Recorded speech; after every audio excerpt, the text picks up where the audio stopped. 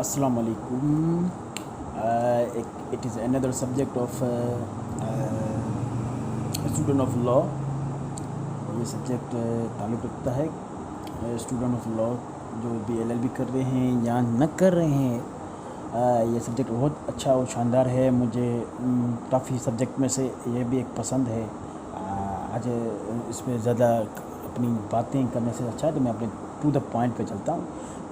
आज जो हम समझेंगे पॉलिटिकल साइंस को समझेंगे।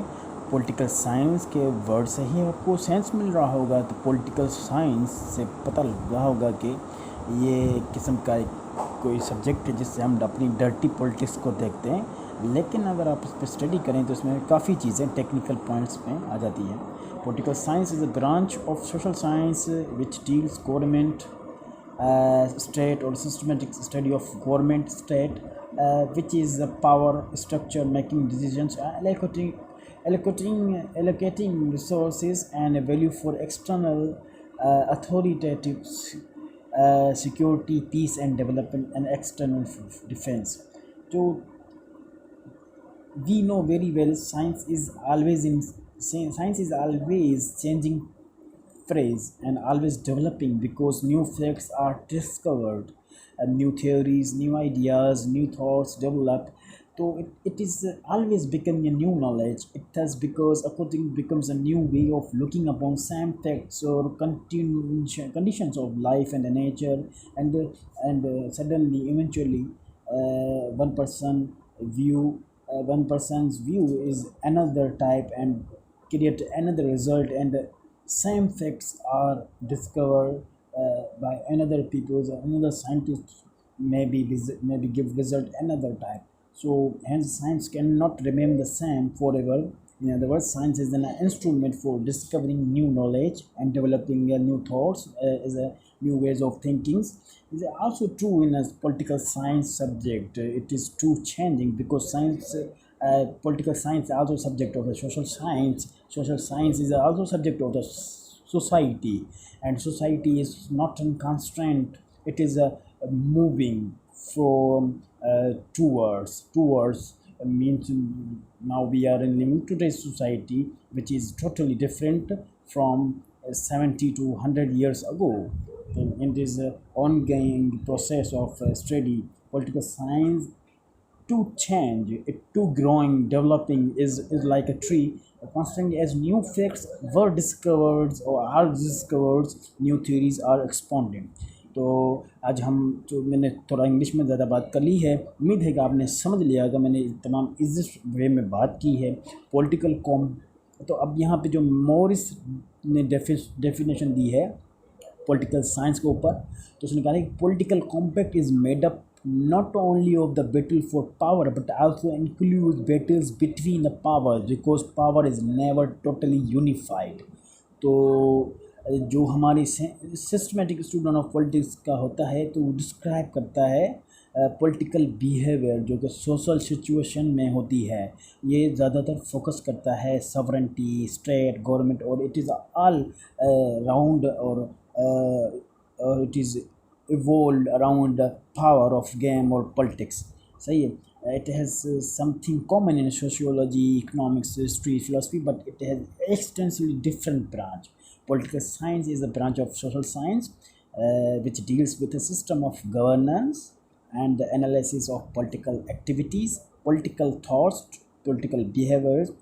It deals extensively with the theory of practice of politics, which is commonly thought determining distribution of power. इसमें जो पावर की लेन देन होती है, रिसोर्सेज होती है, तो उसमें काफ़ी इसमें स्टडी की जाती है। पॉलिटिकल साइंस जो है इसमें काफ़ी दूसरी सब्जेक्ट्स भी आ जाते हैं क्योंकि ये एक वसी सब्जेक्ट है।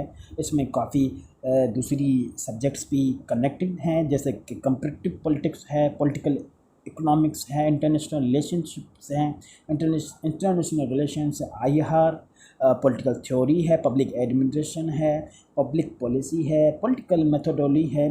Further political science is a method of such fields, और इसमें इकोनॉमिक्स भी आ जाती है, लॉ भी आ जाता है, सोशोलॉजी, हिस्ट्री और philosophy, geography, psychology and anthropology, ये और भी काफ़ी बड़े पैमाने पे फैल जाता है।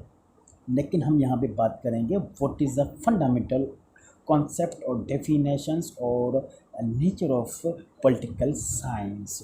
तो यहाँ पे पॉलिटिकल साइंस के में इससे पहले कि मैं आपको before I define the concept of political science, one point should be noted and cannot be ignored: science is always changing। तो ये मैंने पहले बात की है कि इस तरीके से हम जो बात आज कर रहे हैं, हो सकता है जो सिनेरियो कल तक चेंज हो जाएगा, लेकिन इसकी हम बुनियादी बात कर रहे हैं। ये एक पार्ट टाइम सब्जेक्ट है, माइनर सब्जेक्ट है लॉ में, तो ज़्यादा इसमें एक्सपर्टाइज तो नहीं ले सकते, लेकिन इसको समझ सकते हैं।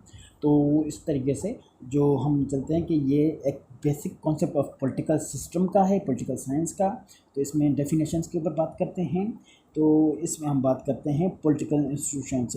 In the beginning of political science has be defined is a systematic study, एक तरतीब, एक साइंसी एक किस्म की क्या स्टडी है, तालीम है, जिसमें हम जो भी होते हैं पॉलिटिकल इंस्टीट्यूशन ऑफ स्टेट और गवर्नमेंट के ऊपर बात करते हैं। स्टीफन लीकॉक ने क्या कहा है, उसने सिंपली डेफिनेशन दी है कि political science deals with government, सही है। और प्रोफेसर G.W. गॉर्डन ने क्या कहा है, इसने कहा है political science begins and and with the state, तो इसने भी स्टेट पे बात कर दी है। और जो फ्रेंच राइटर है बेल जूनेट, उसने डिफाइन किया है political science is the part of the social sciences which treat of the foundation of the state and the principles of the government. तो इसने थोड़ा ज़्यादा अच्छे तरीके से डिफाइन किया है। इसने कहा है पॉलिटिकल साइंस जो है एक हिस्सा है सोशल साइंसेस का।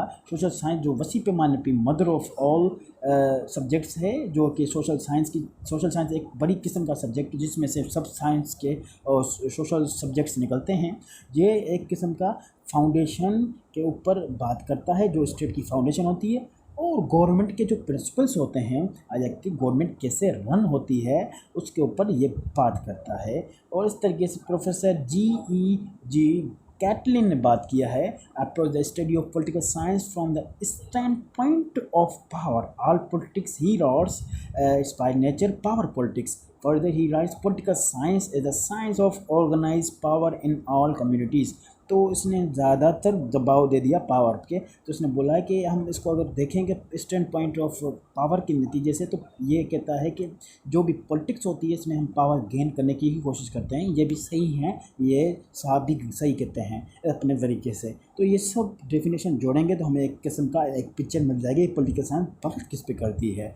तो after the end of the second world war, political science has been defined as empirical or functional science. It is a new approach to the study of the science।